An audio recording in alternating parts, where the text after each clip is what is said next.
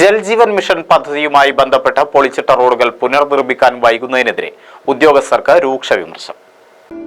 Majestic jewellers.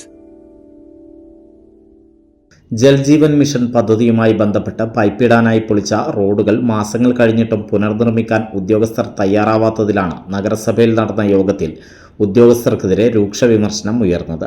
കരാറുകാരും ഉദ്യോഗസ്ഥരും ചേർന്ന് പൊതുജനങ്ങളെ പ്രയാസപ്പെടുത്തുകയാണെന്ന് നഗരസഭ വൈസ് ചെയർപേഴ്സൺ CP സക്കീർ പറഞ്ഞു.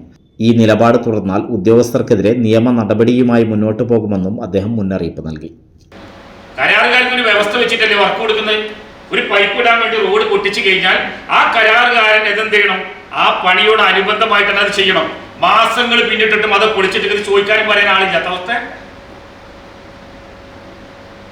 ഇത് എത്രയോ സ്ഥലത്തുണ്ട്. പല വാർഡുകൾക്കകത്ത് പൊളിച്ചിട്ടിട്ട് കരാറുകാരനെ സംരക്ഷിക്കേണ്ടത് പൊന്നാനി നഗരസഭയുടെ നിലപാടല്ല.